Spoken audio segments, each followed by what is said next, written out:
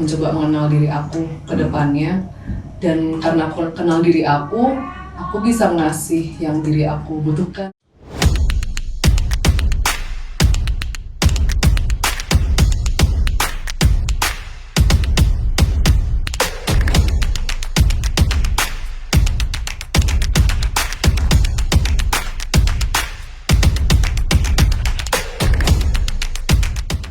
Selamat datang di podcast kami, Meramu Rasa.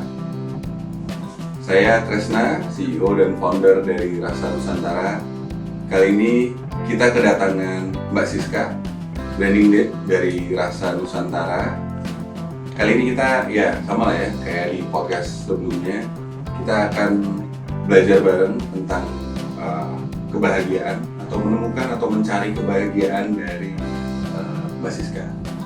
Mbak Siska, silahkan tolong dong ceritain mungkin dari Mbak Siska waktu start dari masih kecil yang paling diinget nih sama Mbak Siska tentang momen-momen kebahagiaan, kapan itu dan apa itu dan gimana, silahkan.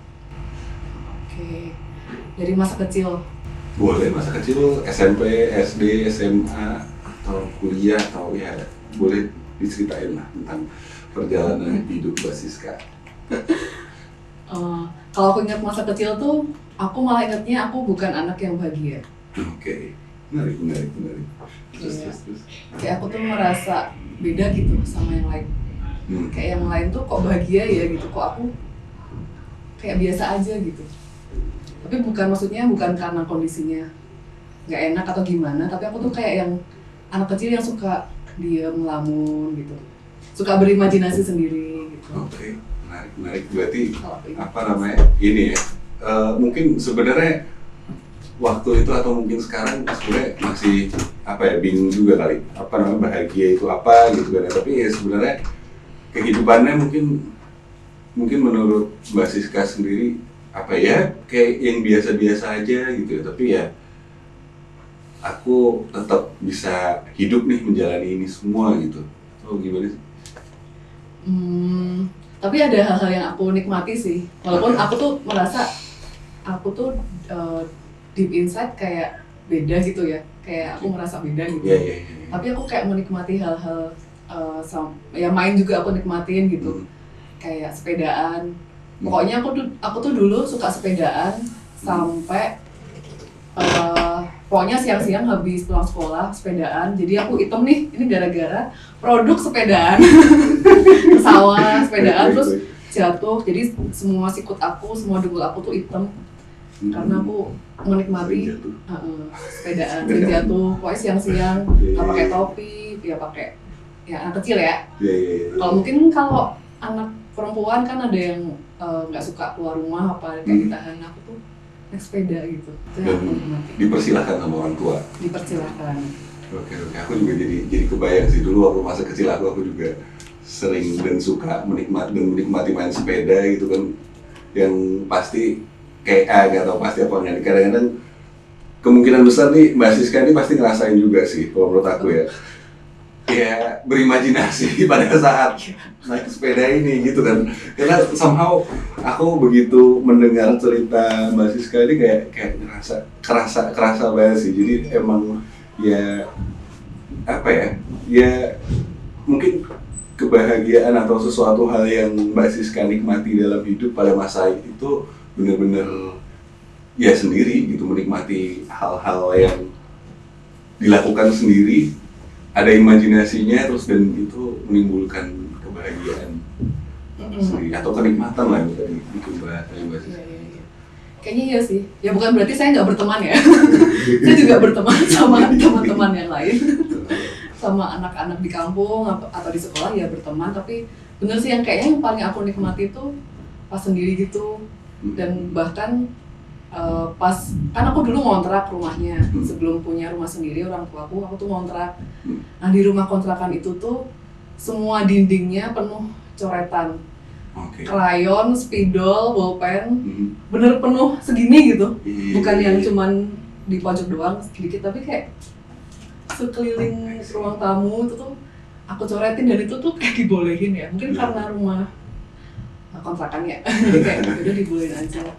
Jadi itu terus aku tuh kayak mengimajinasikan rumah aku tuh kerajaan gitu. Benar. Kayak ini kerajaan ini, terus tiap kamar itu adalah kota yang beda-beda namanya gitu. Wow. Emang aku tuh agak aneh ya dari kecil. Aku merasa kayak itu buat aku sih nggak aneh sih.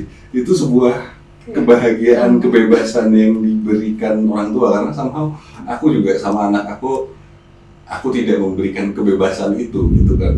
Tapi di sisi lain ya udah, nih ada kertas, dia gunakan di kertas pada tempatnya. Tapi ya ini mungkin juga jadi apa namanya pembelajaran juga buat perjalanan Mbak Siska ke depannya sebenarnya kan, untuk apa sih bahagia gitu. Bahkan ya istilahnya kebahagiaan itu bisa benar-benar datang dari diri sendiri gitu kan ya. Apa yang kita lakukan misalnya kayak gitu sih yang aku lihat dari sepenggal cerita menikmati kehidupan ini gitu sih. Kayaknya sih. Iya. Gitu sih. Terus beranjak SD, SMA, SMP, SMA, nah itu kan mulai apa namanya permintaan dari sekolah mungkin ya untuk ayo kita apa namanya ngelakuin sesuatu atau apa namanya ada ekskul kayak gitu kan. Nah itu apa namanya mulai hadir ada apa namanya dampak dari pertemanan kah atau malah tetap dari keluarga gitu tentang menikmati hidup itu? Aku ikut ekskul apa ya? Kalau pas SD tuh ekskulnya menggambar dan basket. Tapi basket anak SD itu kan ya ngaco ya. Iya. Gambarnya juga, semua gambarnya tuh semua orang duduk di satu aula, terus gurunya gambar di depan, terus kita ngikutin gitu. Iya. Kalau SMP ngapain sih aku? Kayaknya pramuka doang deh. Kayaknya SMA sih yang lebih ini ya, kayak aku udah sadar, mungkin kayak aku udah lebih mengenal yang aku sukain atau aku tuh gimana gitu. Kayaknya jadi pas SMA tuh aku ikut ekskulnya majalah sekolah gitu, kayak jurnalistik. Majalah sekolah sama PMR. Iya. PMR tuh yang kesehatan itu bukan sih, PMR remaja ya. Walaupun PMR-nya aku kan ada anak-anak yang ikut PMR gara-gara pengen jadi dokter gitu kan. Mereka ikut PMR gitu. Aku tuh enggak sih, aku tuh kenapa ikut ya? Pokoknya karena teman-teman aku ikut sih, jadi aku ikut. Oke, teman-teman yang asik, yang seru, apa namanya, connect lah sama kita lah gitu ya. Iya, jadi isinya sebenarnya lebih ke main-main gitu, sambil belajar gitu. Tapi dari dua itu yang paling terkenang atau berkesan? Yang paling berkesan. Tapi masa-masa SMA itulah yang ingatan sesuatu hal yang wah seru banget nih, atau ini yang gue nikmatin nih di masa-masa SMA itu. Agak beda sih kalau yang PMR kan karena teman-teman deket tuh ya akhirnya kayak aku merasa juga sih kayak berjalannya waktu tuh aku jadi nemu orang-orang yang yang nyambung sama aku tuh yang kayak gini nih gitu kan. Nah yang di SMA tuh aku ngerasa ketemu orang-orang itu gitu. Terus ya backgroundnya sih aku kan dulu SD SMP TK SD SMP tuh swasta. Nah SMA tuh negeri, kayak shock kultur gitu kan, tiba-tiba dari swasta terus masuk ke negeri yang kayak 70-80% anak-anaknya tuh udah kenal sebelumnya gitu dari jalur kan biasanya kayak gitu kan kalau negeri di mana gitu, alumni SMP mana gitu kan biasanya kan. Kayak udah pada kenal gitu terus tapi ya aku kayak di situ aku juga ini temanya kayaknya sama sih, kayak aku merasa ini aku kok kayak beda sendiri gitu ya. Jadi tuh kayaknya tema berbeda di hidup tuh tema yang occurring terus gitu kan. Nah tapi pas SMA tuh ya nemu teman-teman tadi yang kayak jadi geng gilanya gitulah ya. Itu jadi walaupun di PMR tuh aku nggak merasa belajar yang gimana-gimana karena bukan tujuan utama aku juga belajar kesehatan, tapi si feelingnya tuh kerasa banget. Waktu itu bisa dibilang PMR tuh kayak apa ya, kayak ekskul yang dipandang ya bukan sebelah mata juga ya, tapi kayak ya ekskul itu gitu kan. Yang keren kan kayak basket ya basket ada nggak sih? Ada sih, ini pecinta alam gitu-gitu, ini baris Oh iya. Pas SMA kan baris-baris banget ya. Betul. Zaman nggak tahu sekarang masih apa enggak, tapi zaman aku tuh kayak yang masuk berbaris-baris tuh keren gitu Iya, kan. betul. Kalau PMR tuh kayak gimana gitu. Tapi di angkatan aku tuh di teman-teman kita tuh kita kayak berhasil ngadain event donor darah yang rame gitu, dan ternyata tuh ya nggak ternyata ya, emang sih event itu tuh jadi social currency banget di SMA aku waktu itu gitu. Jadi kayak kalau berhasil ngadain event tuh kamu keren gitu.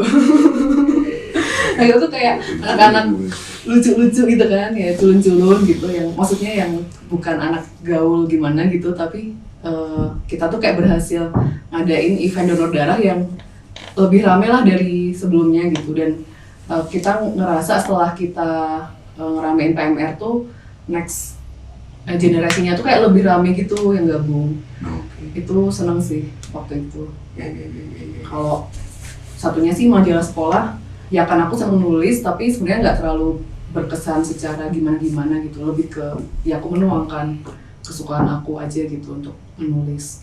Oke. Bahagia sih. Menarik. Tapi itu kayaknya juga apa namanya masih terjadi dan dilakukan juga kan sama dirimu saat ini kan? Ngapain tuh? Tadi bikin acara gitu kan, terus habis itu menulis gitu gak sih? Iya, kayak ada temanya gitu sih. Aku ngerasa kalau refleksi ke belakang tuh, oh aku enjoy hal-hal itu dan aku masih ngelakuin itu sekarang gitu, kayak si berimajinasi tadi tuh. Aku juga baru sadar akhir-akhir ini sih. Dari dulu tuh orangnya suka berimajinasi gitu, kayak bikin dunia baru. Terus aku isi tuh dunianya dengan hal-hal yang ada di kepala aku gitu. Terus aku buktikan bukan buktikan ya, aku bentuk visualnya atau aku bentuk petanya lah apalah gitu. Kayaknya itu emang kayak desain di awalnya gitu kali ya. Iya, mungkin jadi apa namanya, aku di sini juga coba untuk belajar lah ya sebenarnya, karena ya emang ya mungkin kayak aku SMP aku juga ngerasa pernah merasa juga bahwa kok ini orang pada aneh-aneh sih, pada nggak ngerti apa yang aku maksud gitu kan. Kita bisa relate ya Mas? Iya, itu dia cerita yang tadi Pak Siska sampaikan tuh aku benar-benar bisa relate, bahkan ya emang akhirnya mungkin kalau aku pribadi tuh pengalaman yang paling membingungkan adalah pas kuliah and then masuk kerja, itu tuh benar-benar indah. Kalau dari Mbak Siska gimana tuh pengalaman kuliah terus kerja itu kan kayaknya perubahannya lumayan ya. Nah itu aku tuh merasa nggak tahu ya, kayak ada yang ngebimbingnya ya. Soalnya kan pas SMA tuh aku ya kan pas SMA kan itu ya SMA top di Jogja lah ya, bisa dibilang gitu, dan kayak ada ekspektasi kalau dari SMA situ ya ke UGM itulah minimal gitu. Jadi dari kelas 3 tuh udah didorong pokoknya masuk UGM. Terus tapi karena aku kurang mampu keluarganya, jadi emang kayak dibantu BK gitu buat ke jalur, kalau dulu namanya PBU-TM, PBU tidak mampu gitu kan. Nah PBU di zaman itu tuh bisa nggak tes tuh masuk UGM gitu, kayak ngumpulin rapor doang gitu. Nah terus tapi si guru BK-nya ini kayak ngasih tahu kamu cuma punya satu pilihan, beda sama kayak kalau kita UM waktu itu kan bisa pilihan tuh 1, 2, 3 gitu. Dan kita nggak bisa, cuma satu pilihannya kalau mau ikut PBU gitu kan. Terus tapi aku tuh dari awal kayak nggak pernah kepo gitu loh kan, ya kayak cerita aku ya, si anak yang itu teman-teman aku yang jadi dokter dari kelas 1 udah tahu gitu, yang jadi dokter gitu. Jadi mereka teh ke FK gitu, kesini. Aku tuh nggak tahu gitu. Tapi aku emang suka gambar-gambar gitu kan. Terus jadi aku mikir apa ya, tapi masa seni kayak nggak cocok, kayaknya bukan seni sih gitu kan. Terus pokoknya akhirnya aku mikir harus masuk teknik nih kayaknya.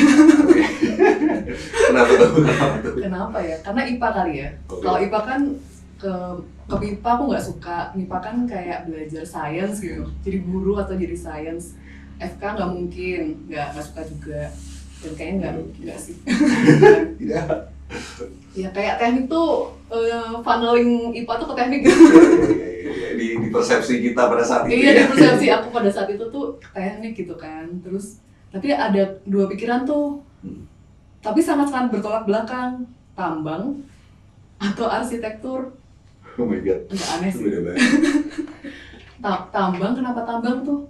Karena punya keluarga yang kerja di tambang. Jadi pikirannya kalau lulus nih mungkin bisa inilah nanya-nanya atau cari kerjaannya ke arah sana gitu kan. Kan ada keluarga di tambang gitu. Tapi kok tambang ya? Terus yang kedua itu arsitektur.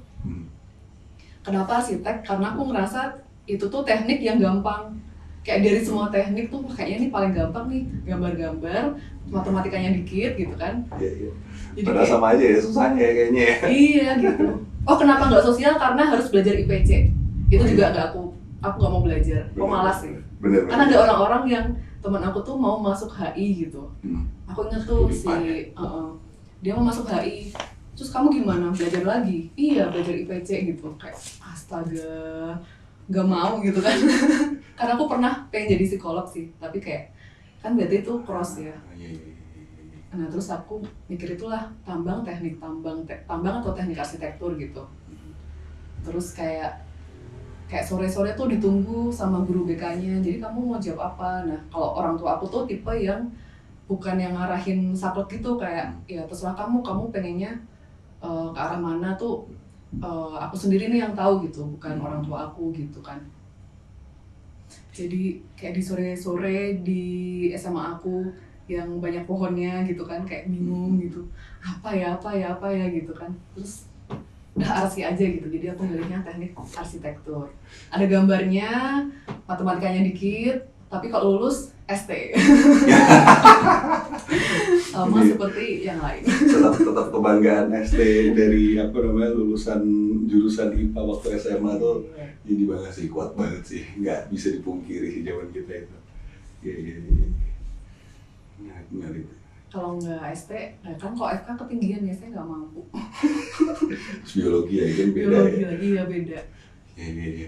Tapi itu waktu itu pencapaian masuk ke arsitek UGM tuh giving you joy kan, ngasih kebahagiaan di situ tuh. Nah awalnya tuh juga kayak ya aku tuh kayak banyak ngelakuin hidup tuh agak nggak mikir gitu sih. Jadi pas pertama masuk juga kayak nggak mudeng arsi tuh ngapain sebenarnya gitu kan.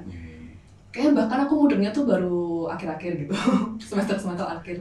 Kayak pertama-tama tuh, tapi aku ngerasa ya waktu itu cukup oke sih belajarnya, kayak dasarnya dapet, terus maju lagi ke. Nah senengnya di arsitektur tuh aku ngerasa itu tuh bukan ilmu yang hard science kan. Jadi emang ada ruang buat berkreasi atau mengeksplor gitu kan. Jadi aku ngelihat si arsitektur itu tuh menjadi wadah bagi orang-orang nemuin strength point-nya gitu. Itu aku lihat di teman-teman aku sih. Nah, kayak yang membuat aku mendapatkan kebahagiaan itu kayaknya nggak akan aku dapatkan kalau aku mungkin belajar tambang ya atau belajar teknik lain ya, yang kayak aku bisakah menemukan ini di sini. Oh di arsitektur tuh kayak dia tuh emang kuat di sisi bagian ini nih gitu, desainnya dia bagian ini. Kalau dia itu desainnya agak jelek tapi dia kuatnya dibikin strukturnya misal. Kalau dia tuh desainnya bagus banget tapi itu mah nggak akan bisa dibangun gitu. Jadi kayak semua orang tuh bersinar dengan caranya masing-masing gitu, walaupun ya masih ngaco ya waktu itu masih mahasiswa. Tapi aku ngerasa bahagia karena menemukan tempat belajar yang luas gitu. Oke. Terus nah dari kuliah sampai sekarang ini kalau dari Mbak Siska sendiri udah menemukan rasa bahagia belum dari diri Mbak Siska sendiri, atau pengalaman yang bahagia lain gitu? Bahagia apa ya? Ya hidup naik turun lah ya. Tapi aku tuh belajar bener-bener being happy atau kayak bener-bener merasa oh ini bahagia itu setelah masuk rasa sih kayaknya. Ya mungkin dulu ngerasain tapi nggak yang jelas banget gitu ya pengalamannya. Tapi setelah masuk Rasa Nusantara tuh salah satu kultur yang aku pelajarin kan gratitude kan, grateful gitu. Jadi aku kayak merasa lebih nyata aja. Tapi emang dari dulu pun sebenarnya aku udah merasa ngelakuin itu. Tapi kayak ya mungkin nggak aku sadarin aja kayak sporadis bahwa itu tuh grateful gitu. Kayak misalnya waktu kuliah tuh aku punya teman deket yang kita tuh selalu bilangnya gini, sis makan bahagia yuk gitu. Bahagia apa itu? Makan bahagia tuh makan apa aja tapi kita bahagia gitu. Oke, menarik ya. Jadi kayak kita bisa makan super sambal doang gitu, SS gitu kan. Dan kita makan ke burjo doang gitu kan, makanan khas teknik ya. Area Pogung ke burjo gitu. Atau kita makan enak banget, makan apa ya? Dulu tuh suka banget Thai food gitu. Lagi ngetren kan zaman itu. Itu apapun makanannya tapi kita makan bahagia gitu. Makanya dengan bahagia gitu. Nah, aku tuh baru nyadarin, oh itu tuh maksudnya ini gitu. Maksudnya kita makan apapun tapi kita bersyukur karena kita bareng-bareng makannya gitu kan. Terus makanannya tuh cocok nih buat kita semua, terus kita enjoy satu sama lain. Ternyata yang bikin bahagia tuh itu gitu, yang bikin bersyukur. Itu kayak baru aku sadarin pas di Rasa Nusantara udah dikenalin kultur bersyukur itu gitu. Terus nih apa namanya, kalau misalnya dari Mbak Siska sendiri nih, kira-kira ke depan nih apa nih yang Mbak Siska siapin nih untuk diri Mbak Siska untuk stay happy, untuk tetap bahagia itu apa nih? Atau ada kiat-kiat apa nih yang paling enggak aku melakukan inilah gitu setiap hari atau apa gitu? Apa ya? Mungkin lebih ke mengenal diri ya. Itu yang aku coba lakuin. Ya mungkin lebih ke dipaksa oleh keadaan ya. Kamu harus mengenal diri nih gitu. Kayaknya tema hidupku itu gitu. Kayak dari kecil kan temanya kayak aku merasa beda nih dari yang lain gitu. Terus ternyata pas setelah dewasa ya salah satu obsesi ya atau kesukaan aku tuh mempelajari personality gitu. Kayak dulu waktu pertama kali MBTI naik nih trennya, kayak aku baca itu semua tentang MBTI, function gitu kan. Terus ya akhirnya agak-agak halus sih, astrologi gitu. Terus aku baca-baca juga, tapi dengan itu tuh walaupun beberapa orang mungkin bilangnya MBTI pseudoscience gitu, atau terlalu kategorinya terlalu ya gitulah ya, stereotip gitu, atau mungkin kalau astrologi itu halu gitu. Tapi aku ngerasa dengan terus itu tuh aku lebih mengenal diri aku gitu. Oh aku tuh nggak perlu ngerasa berbeda, aku emang semua orang tuh berbeda dan kamu tuh didesainnya gini loh gitu. Itu tuh jadi ada rasa yang aku lebih kayak menenangkan diri aku yang kecil dulu gitu. Oh kamu tuh it's okay nih, kamu emang beda gitu, karena orang lain juga beda-beda gitu. Terus aku mengenal ternyata aku moonnya Aquarius gitu. Oh ternyata Aquarius tuh emang core-nya itu merasa sebagai outsider gitu. Jadi baik. Jadi baru ini apa namanya? Gitu. Di luar lingkaran orang yang kayaknya mereka kok asik-asik aja gitu ya, kasarnya. Jadi kayak merasa sendiri, padahal ya kita sebenarnya mungkin tiap orang itu memang sama-sama unik gitu kan sebenarnya kan. Iya, itu aku kayak 2-3 tahun ini gitu. Mengenal diri aku dan mengenal orang lain gitu. Kayak makanya kalau di tim kreatif juga aku sering tanya, kamu apa sih bintangnya gitu, kamu apa sih MBTI-nya? Karena aku pengen tahu kayak, kenapa sih si Maul gitu, kenapa sih si JJ kayak gitu tuh, kayak healing buat akunya sendiri juga gitu. Nah kayaknya itu yang akan aku terus lakukan sih, kayak mencoba mengenal diri aku ke depannya. Dan karena aku kenal diri aku bisa ngasih yang diri aku butuhkan gitu. Kayak ngasih makan lah intinya ya. Kalau aku kayak gini, berarti dikasih ini nih gitu. Misalnya aku Pisces nih, sukanya bermimpi, ya udah dikasih tempat untuk bermimpi gitu. Dikasih ini. Oke, begitu perjalanan basis menemukan bahagianya. Kurang lebih yang aku pelajarin bahwa menemukan bahagia itu memang salah satunya adalah kita yang butuh mengenal diri kita sendiri gitu kan. Nah, dari kita mengenal diri kita sendiri ini akhirnya kita mampu membantu diri kita dan akhirnya sadar bahwa tiap orang itu punya keunikannya sendiri dan akhirnya kita juga bisa memberikan sesuatu hal kepada sekeliling kita juga ya personalize yang unik lagi karena tadi kesadaran bahwa dari diri kita sendiri ini unik dan tiap orang unik, maka kita berusaha memperlakukan mereka ya selayaknya manusia tapi dengan perlakuan yang memang sesuai dengan personality dari orang tersebut. Gitu. Dan memang akhirnya tadi sih mungkin orang memang akhirnya terlahir sendiri, tapi gimana pun juga kita sebagai manusia harus bekerja sama untuk akhirnya kita bisa memberikan kebermanfaatan bahkan untuk diri kita sendiri dan juga akhirnya sekeliling kita sama manusia dan sesama makhluk hidup lingkungan hidup sekeliling kita. Jangan lupa untuk klik like, subscribe, and comment di podcast kami Merasa Meramu Rasa. Sampai jumpa di episode selanjutnya dengan cerita yang berbeda, dengan narasumber yang berbeda, yang pasti akan lebih seru dan memberikan pembelajaran kita untuk menemukan